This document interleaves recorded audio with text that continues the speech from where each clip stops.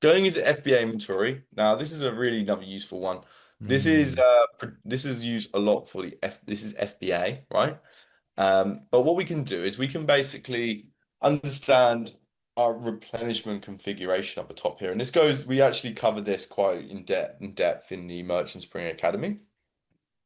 So we want to know how many days we've got covered of our orders, the total, how many we've got available, these sorts of things like that. So what we're able to do is we're actually able to configure our own replenishment. So if we know it takes 120 days to get our order in, okay, we can put 120 days. The days covered, right?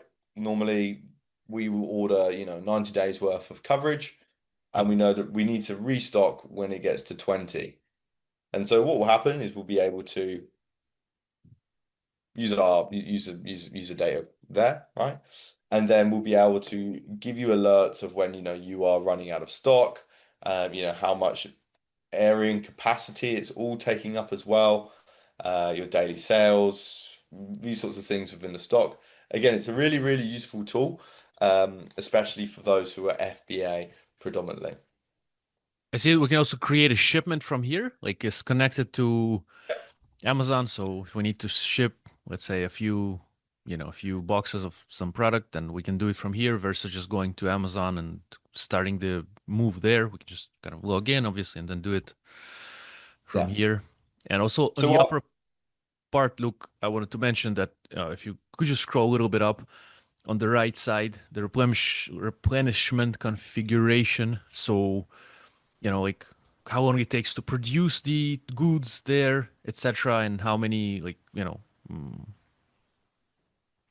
days this covers, etc. Basically, this helps then the system to tell us when to kind of or kind of Yeah. when we're going out of stock, etc. So we don't get out of stock based on the times that it takes us to, say, to produce and to deliver, etc. Yeah, spot on. Yeah, exactly. Exactly. It just helps you to manage, your own stock levels, right? Yeah. Um, yeah. And of course, on the left, do not go into because Amazon fees rise quite high when we are now these days. I think it's over. Well, it's kind of on a ladder. So first you pay, let's say, first 90 days you pay X for the amount of stock you're keeping. Then afterwards it's more and more, and then it's like severely more after a year.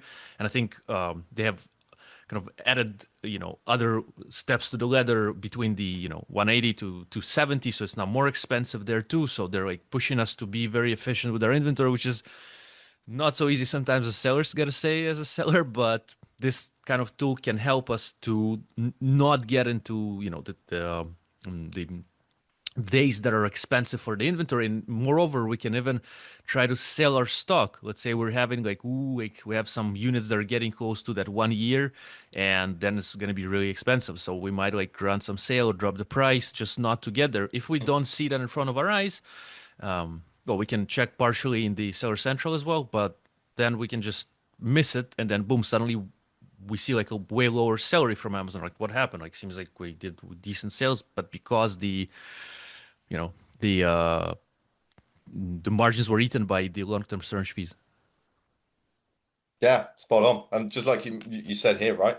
Just being able to understand, your storage Mm, volume, hmm. like how much is Yeah, that costing you monthly, right? yeah, yeah, Uh, so yeah, that just helps you really just manage that piece, like you're saying about just getting stuff in time in the right time frame, right? Not overloading or not underdoing it.